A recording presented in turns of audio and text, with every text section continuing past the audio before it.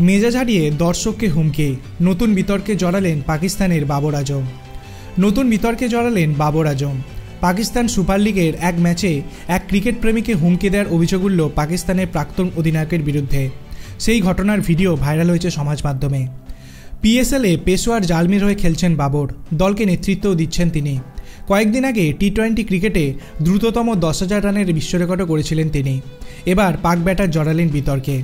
পিএসএলের একটি ম্যাচে দলের টেকনিক্যাল স্টাফেদের সঙ্গে বাউন্ডারি লাইনের বাইরে এসেছিলেন বাবর। সেই সময় গ্যালারিতে থাকা এক দর্শকের একাংশ তাকে দেখে জিম্বাবর বলে কটূক্তি করেন। সে শুনে মেজাজ হারাতে দেখা যায় বাবরকে। গ্যালারির দিকে ঘুরে কটূক্তি করা দর্শকদের হাতের ইশারায় ডাকেন। তারপর তাকে জলের বোতল ছুঁড়ে মারার ভঙ্গি করতে দেখা যায়। বাবরের মেজাজ হারানোর ভিডিও ভাইরাল হয়েছে সমাজ মাধ্যমে। পাকিস্তানের প্রাক্তন অবশ্য মাত্রা ছাড়াননি, নিজেকে সংযত করে নেন। বাবরকে বিশ্বের অন্যতম সেরা ব্যাটার হিসেবে বিবেচনা করা হয়।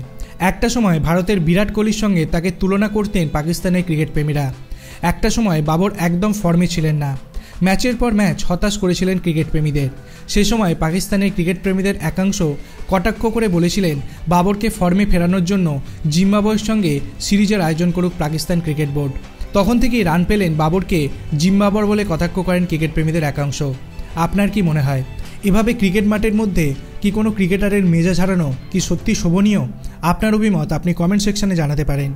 ভিডিওটি ভালো লাগলে লাইক করবেন, চ্যানেলটিকে সাবস্ক্রাইব করতে ভুলবেন না। ধন্যবাদ।